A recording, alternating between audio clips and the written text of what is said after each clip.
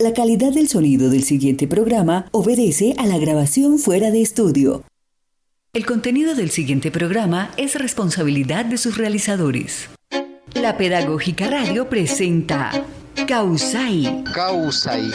Conversando la vida.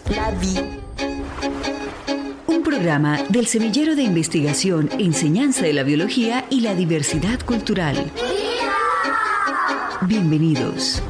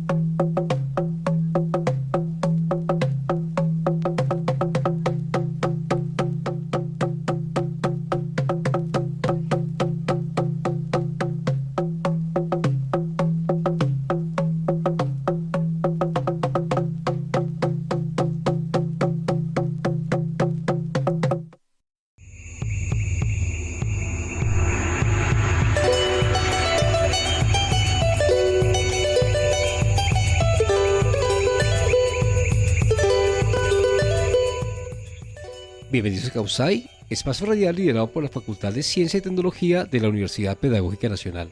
En esa misión, como continuidad al ciclo Pluralismo Epistemológico en la Enseñanza de las Ciencias, en la edición del programa, los profesores del Departamento de Biología, Lorena González Hurtado y Marco Tulio Peña Trujillo, quienes acompañan el día de hoy dinamizando la presente emisión.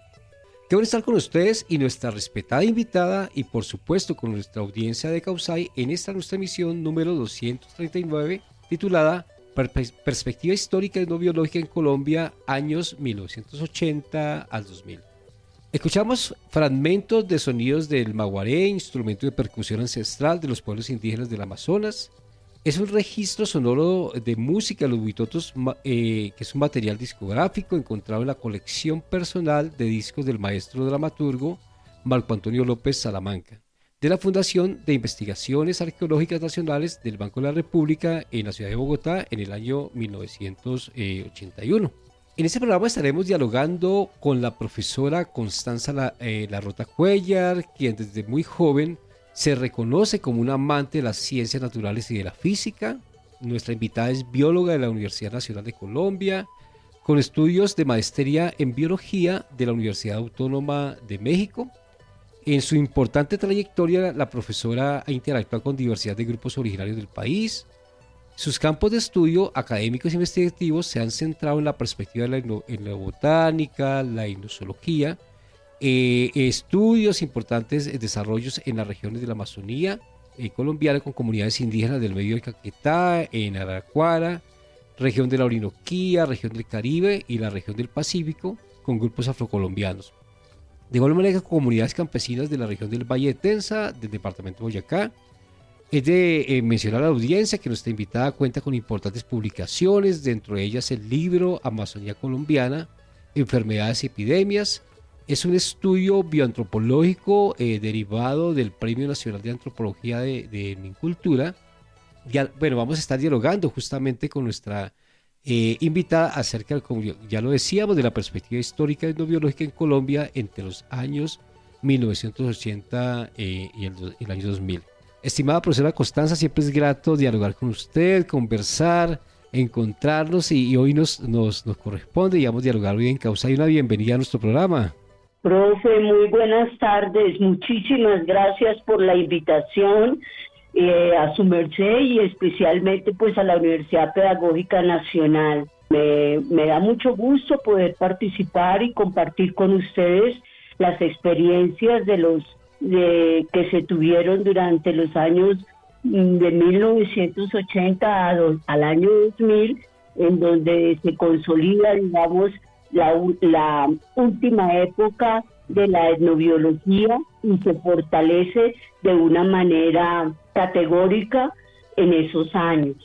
Muchas gracias por su invitación. No, usted siempre, profesora Constanza, por su disposición, por su gentileza y sobre todo también a contribuir a este importante campo de conocimiento. Como es costumbre en Causay, para ir sintonizándonos en nuestra misión, nuestra invitada nos comparte un activador de palabras que nos evoque su sentir en relación al diálogo que nos convoca el día de hoy en la presente emisión. Damos paso a nuestra sección Evocaciones. Evocaciones.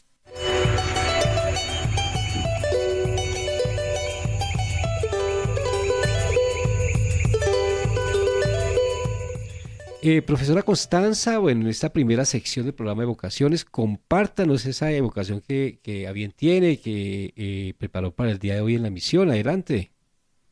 Bueno, muchas gracias.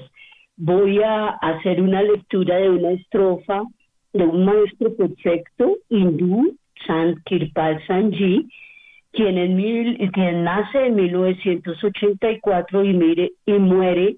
Él nace en 1894 y muere en 1974. Hace referencia a lo siguiente: los corazones bondadosos son los jardines, los pensamientos bondadosos son las raíces, las palabras bondadosas son las flores, las acciones bondadosas son los frutos. Sant Kirpal Sanji, maestro perfecto. Bueno, qué importante evocación, profesor, en esa frase, este importante pensador. Y ahora que te escuchaba, pensaba, digamos, en la misma naturaleza de la bondad, ¿no? Cómo la bondad también nos hace ser persona, pero también nos hace ser resilientes, compartir. Pero también qué importante lo analógico ahí en relación a la naturaleza misma, ¿cierto? De las plantas y cómo también en esa bondad también del otro, ¿cierto? De esa naturaleza, digamos, que implica también la bondad, la resiliencia, pero también el compartir está junto con los demás, ¿no? Bueno, después de esta sección vamos a entrar ya lo que en nuestro programa, en nuestra sección Provocaciones. Provocaciones.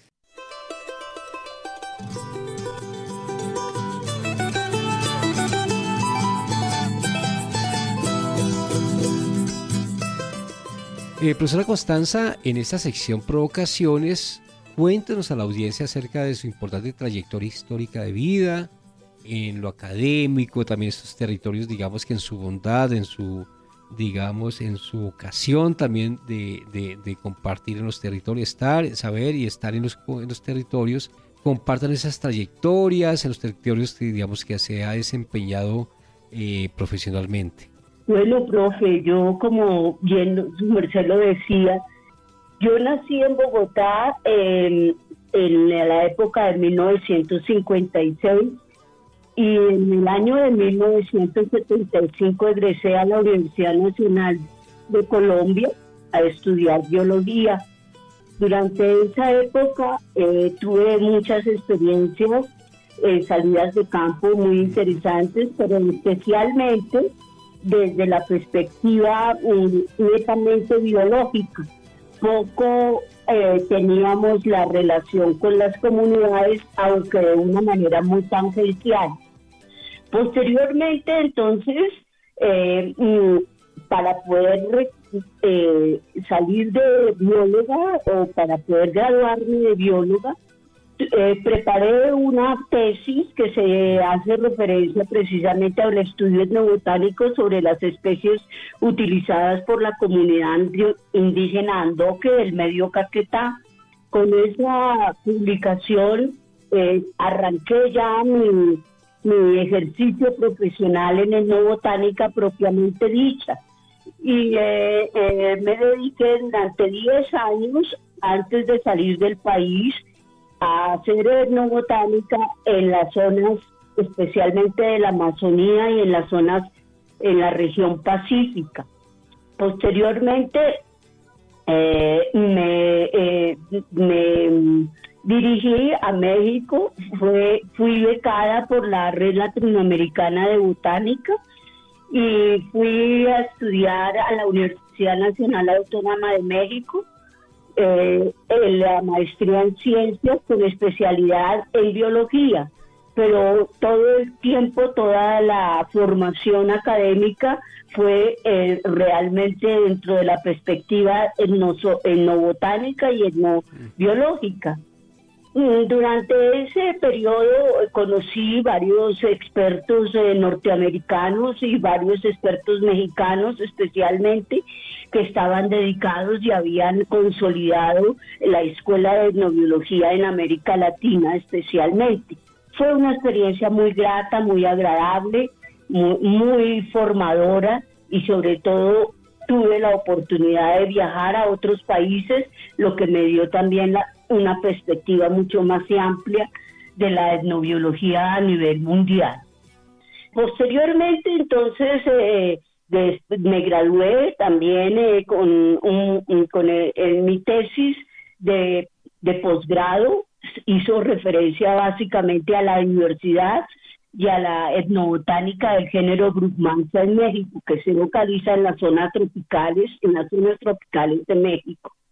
Y luego ya regresé nuevamente a Colombia, y en Colombia empecé también a desarrollar ya mi ejercicio profesional en extenso, y sobre todo para consolidar esa escuela etnobiológica mucho más sólida y mucho más comprometida con el país.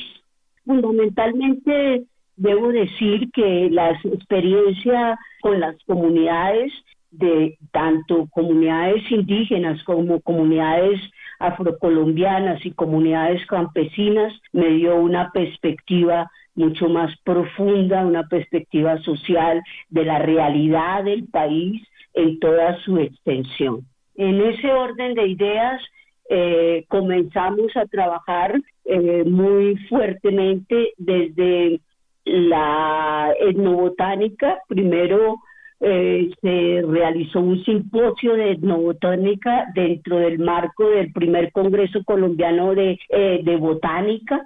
Ese simposio marcó, digamos, el inicio de esta segunda etapa del desarrollo de la etnobotánica y de la etnobiología en Colombia.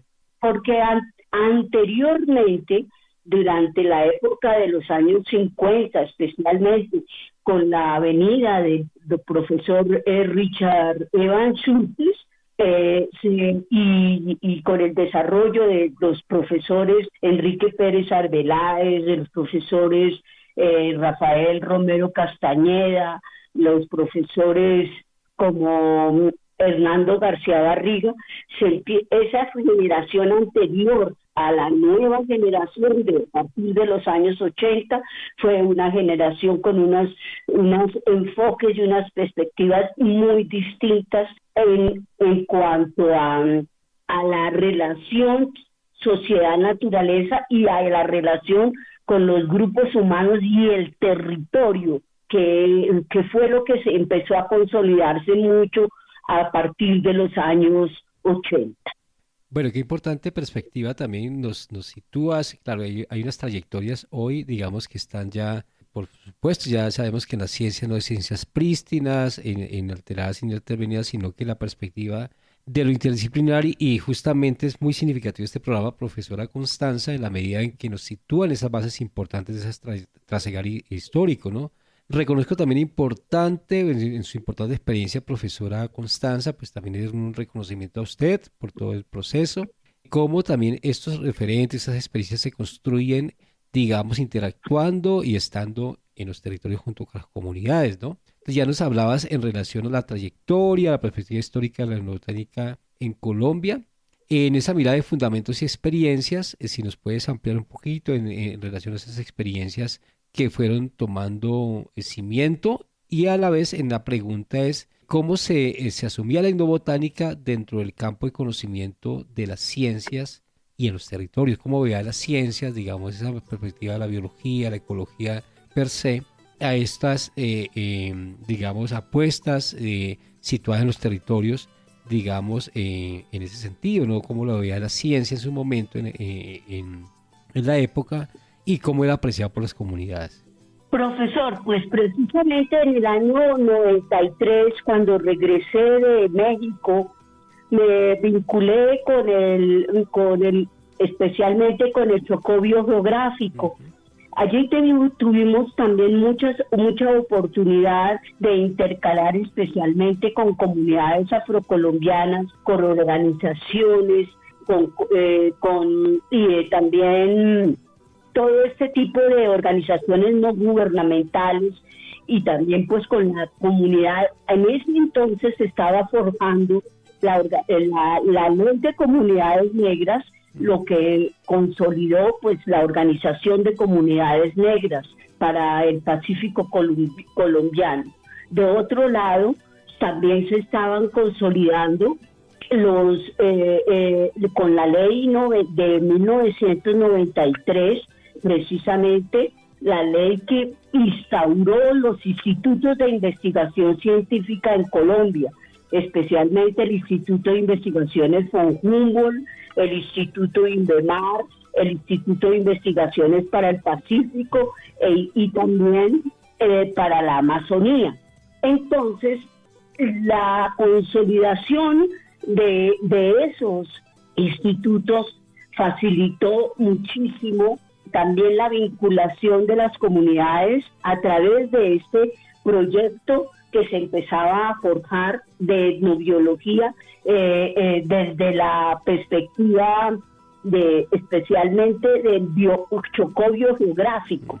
Entonces, en ese orden de ideas se consolidaron varias comunidades que se empoderaron del conocimiento propio y de parte del conocimiento científico, porque muchos de los investigadores que ejercían la etnobiología se volcaron hacia el Pacífico, hacia el Caribe, hacia la Amazonía, hacia la zona andina, dando una perspectiva no solamente de extractivista, de extraer el conocimiento para ponerlo al servicio, digamos, de las grandes multinacionales o de los grandes intereses del capital, sino que se consolidaron y se fortalecieron a través de sus resguardos, porque en ese entonces también se institucionalizaron los resguardos y las reservas, en el sentido de que los resguardos pasaron a ser propiedad de las comunidades indígenas. En ese orden de ideas, la comunidad fue apropiándose, empoderándose tanto de su saber y del valor de su conocimiento para poder ejercer y poder desarrollar un intercambio que le permitiera tener una distribución justa y equitativa del uso de la biodiversidad. Bueno, qué importante mirada y esa trayectoria justamente, mi profe, bueno, cómo esa mirada de la etnobiología, digamos, ya pensando, digamos, las comunidades científicas, digamos, en los frentes de la conservación, la misma biología, bueno, cómo en la época se asumía, digamos, esa postura, ¿no? ¿Cuál era, digamos, también por las vertientes de conocimiento, ¿no? Sí, ciertamente, digamos que fue en ese momento histórico, digamos, en 1993, 93. cuando la etnobiología toma dos escuelas muy bien definidas. Una escuela que es fomentada básicamente desde la institucionalidad, con la aparición, digamos, de toda esta vinculación de las universidades con las empresas, y la otra mirada es precisamente la mirada en la que las comunidades se empoderan y toman la delantera para defender primero su territorio y para defender su conocimiento, digamos, de esas estrategias extractivistas, y por lo tanto una cosa muy significante es que las comunidades, por lo menos que son las comunidades indígenas, Andoque, Migaña y Huitoto, pusieron algunas, no condiciones, pero recomendaciones para precisamente ellos tener propiedad sobre sus recursos y sobre su territorio. Bueno, qué importante es también esa mirada y también sobre el mismo conocimiento, ¿no? Ese estatus de conocimiento y cómo también, digamos, como decía un sociólogo, Ventura de Sousa, la mirada de los interconocimientos también, creería que también en el tema de los juicios de verdad, de validez, de los mismos protocolos de hacer ciencia, creo que también enriquece esa postura, ¿cierto? Esa lectura de ese diálogo de pares, por así decirlo, en relación al conocimiento y cómo el conocimiento se regula, digamos, y se construye, digamos, al servicio también de la misma sociedad y los procesos de fortalecimiento territorial de las comunidades, ¿no?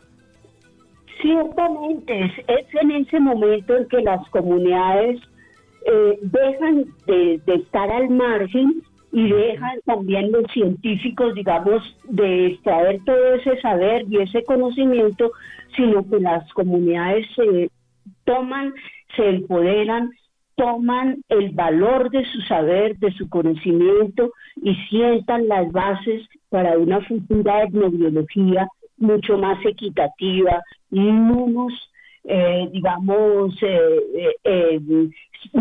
que subestimaba el conocimiento empírico, el conocimiento de los pueblos originarios, sino que realmente empieza el conocimiento empírico y el conocimiento de las comunidades y de los grupos originarios a desempeñar un papel preponderante, hasta el punto en que las mismas comunidades se convirtieron en investigadores y en coinvestigadores de las investigaciones que hacían los profesionales científicos. Bueno, qué importante va tomando como esa lectura tan potente y ese, digamos, más que lectura, ese principio tan importante y potente que es el tema de la misma como investigación. Vamos a escuchar el poema La danza del chontaduro de Manuela Henao.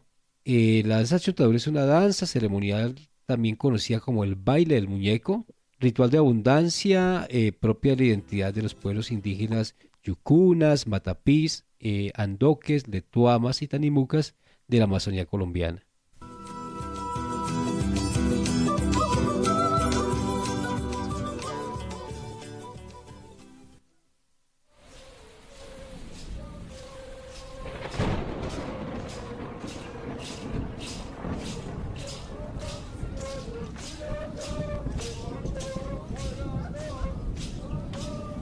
Al comienzo, los orejones me guiaban en un vaivén como las hojas sobre la palma del chontaduro bajo un cielo estrellado.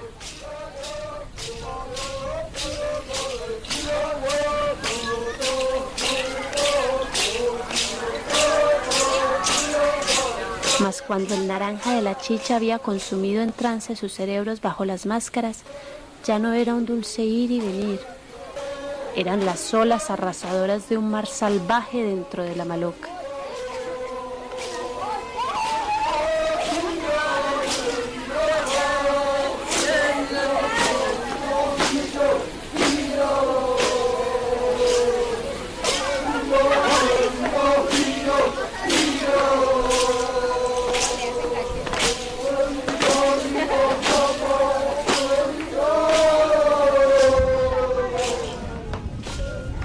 Me di cuenta que mi nuevo papel me haría una esclava nocturna. Tomar el brazo del orejón para guiar y no desatar la furia del caos.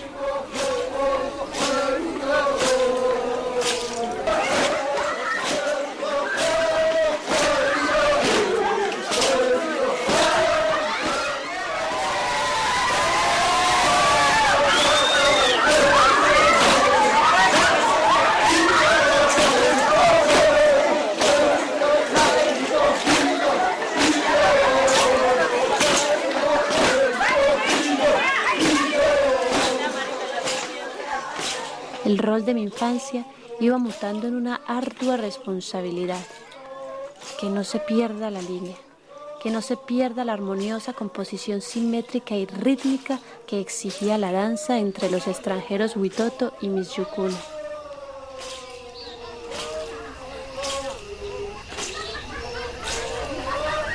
Y como poseídos por seres inmortales, al amanecer continuaba retumbando en el Amazonas aquel místico cascabeleo de las semillas. Los pies se fundían cada vez más con la tierra. Y en nuestros ojos indios permanecía esa luz que emana del espíritu animal invocado en la selva por tantas generaciones. Aquí hemos permanecido y seguiremos permaneciendo hasta el final.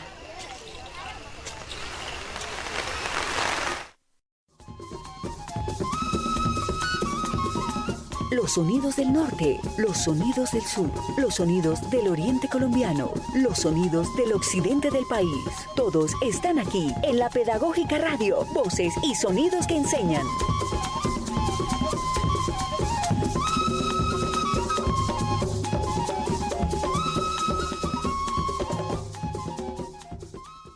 Tejiéndonos en Causay.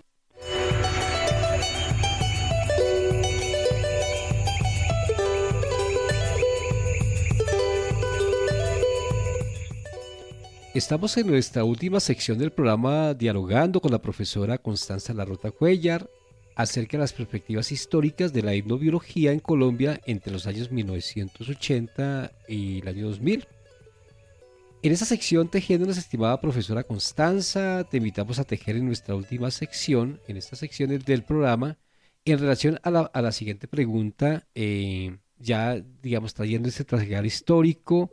Y en la actualidad, bueno, ¿cómo considera de su experiencia, importante trayectoria, ha venido incidiendo la etnobiología al campo de conocimiento de la enseñanza de las ciencias desde una mirada contemporánea? ¿Cómo lo ves, digamos, en esa lectura histórica, pero también en esa perspectiva contemporánea? Profe, le quiero comentar, pues en el último periodo la consolidación de en la enseñanza de la biología, la Universidad Pedagógica Nacional tuvo una fortaleza muy significante que fue el programa de la licenciatura de biología en el municipio de Sutatés. Allí esa experiencia y esa licenciatura durante 10 años consolidó un grupo de estudiantes sumamente fuertes, fortalecidos en el área del conocimiento de la ruralidad especialmente, y el ejercicio de ese conocimiento para ponerlo al servicio de sus comunidades campesinas y de sus comunidades locales. Entonces, esa oportunidad que tuvo la región de tener a la Universidad Pedagógica Nacional durante 10 años consolidó en esta región un grupo de personas, de estudiantes y ya egresados que le facilitaron a la región despegar de una manera muy consistente, muy sólida. Entonces, pienso que ese ejercicio precisamente en los territorios de la zona andina marcó una importancia preponderante también en la consolidación de las organizaciones campesinas actuales, lo que llamamos comunidades campesinas organizadas. Eso ha facilitado también, porque digamos que en el transcurso de la historia del país siempre se habían un poco tenido muy poco en cuenta las comunidades campesinas. A través de la universidad y a través de esta consolidación de las comunidades campesinas, se consolida entonces no solamente las comunidades indígenas, no solamente las comunidades afro, a través de la Organización de Comunidades Negras, sino también ya compete a las comunidades campesinas también su organización y su consolidación como comunidad que ejerce el derecho sobre su territorio, sobre sus recursos y sobre su saber y conocimiento. Bueno, qué importante lectura y claro, ahora que lo pensamos, profesora, bueno, algunos profesores del Departamento de Biología, digamos, de la Universidad Pedagógica Nacional, que contribuyen, por supuesto, con su experiencia y estos maestros. Y creo que también interesante también que tú sitúas, profesora Constanza, esa importante experiencia en la región del Valle de Tensa con comunidad campesina. Y recuerdo, bueno, los que participamos, también tuve la fortuna de aprender junto con las comunidades allá en Sotatensa, Boyacá. Y recuerdo que en su momento, recuerdas, profe, hablábamos de la construcción social del currículo y de la construcción social de conocimiento, ¿no? Creo que también después este importante proceso allá en el Centro Regional Valle de Tensa nutre también, digamos, los CERES, los Centros de Educación Regional, y en el caso particular del predio Putumayo, allá en la Chorrera Amazonas, con los pueblos formando indígenas licenciados en biología de los 4 pueblos, ¿no?, representativos del predio Putumayo, de la Chorrera Amazonas, del pueblo Caina, del pueblo Bora, el pueblo Huitoto, el pueblo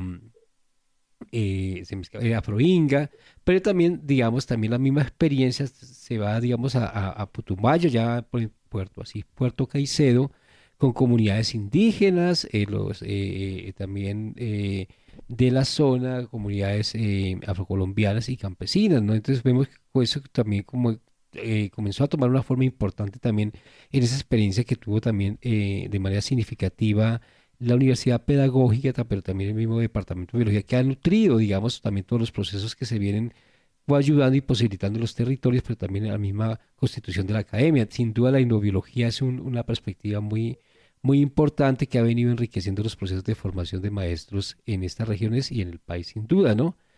Mi profe Constanza, pensando en esa perspectiva de neurobiología hoy, desde su experiencia, en su trayectoria, bueno, ¿cómo vemos esta apuesta, bueno, esta perspectiva neurobiológica en los actuales, bueno, en la contemporaneidad, ¿no? Sin desconocer que la contemporaneidad no es ahistórica, ¿no?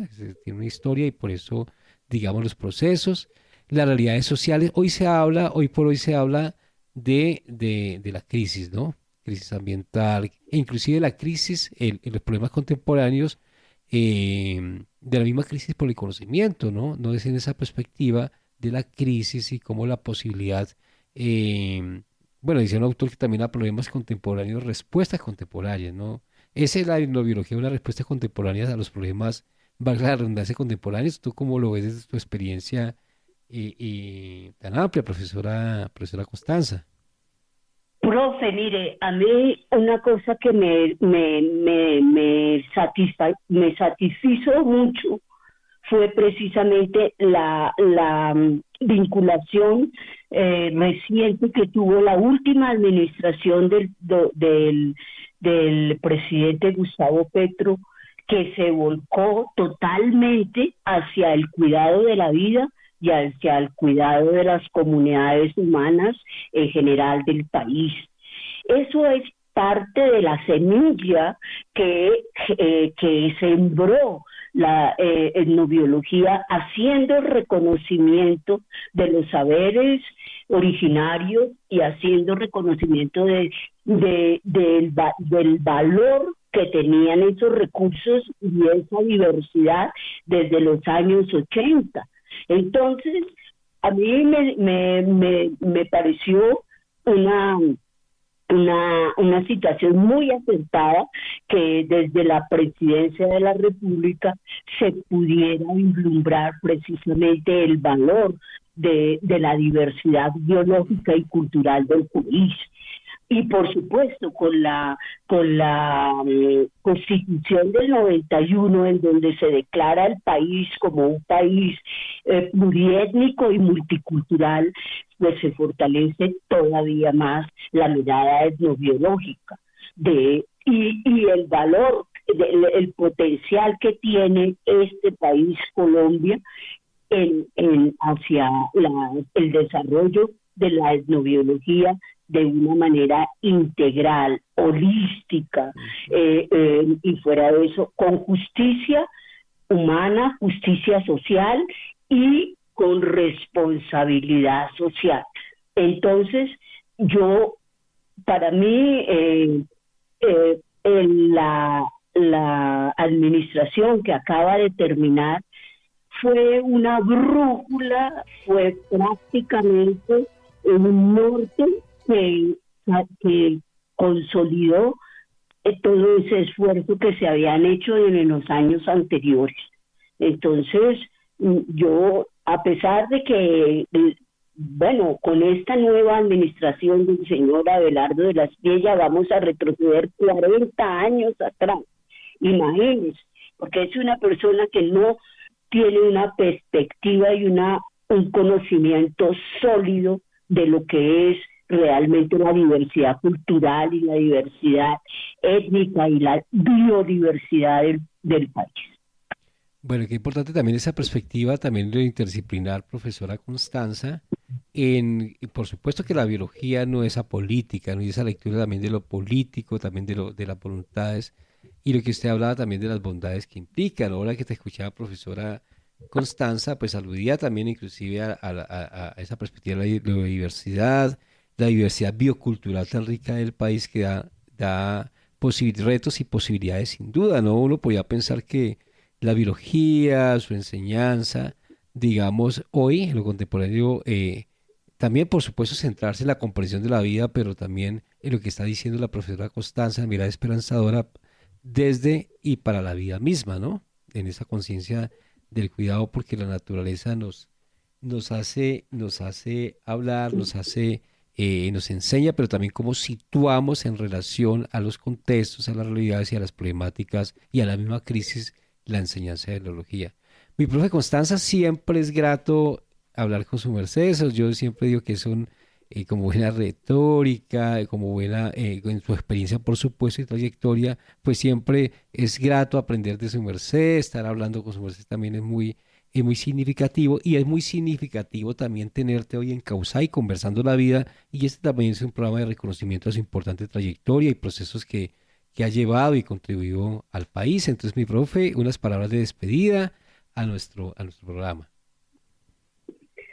Bueno, pues me da mucho gusto haber tenido esta oportunidad ya, digamos, al final de mi carrera profesional, el haber podido expresar con claridad, con justeza, parte, digamos, de lo que se gestó hace, pues, desde el 1980 hasta el 2000, y pienso que eso me gratifica enormemente porque me hace sentir que lo que se hizo y el ejercicio profesional que se desarrolló durante esa época se sembró, tuvo frutos y tiene perspectivas.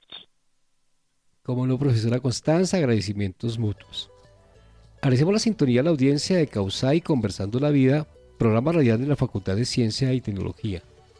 Agradecemos al Semillero de Investigación, Enseñanza de la Biología y Diversidad Cultural del Departamento de Biología y a las diversas experiencias significativas en procura por la defensa y cuidado de la vida desde sus diversas manifestaciones. Por supuesto, agradecemos al equipo de producción del programa, en la dirección Mario Alejandro Sepúlveda Castaño, en la producción sonora Yolanda Barrantes y Luis Enrique Bautista, en la comunicación Dubán Cárdenas, en el máster Mario Alfonso Enrique Romero.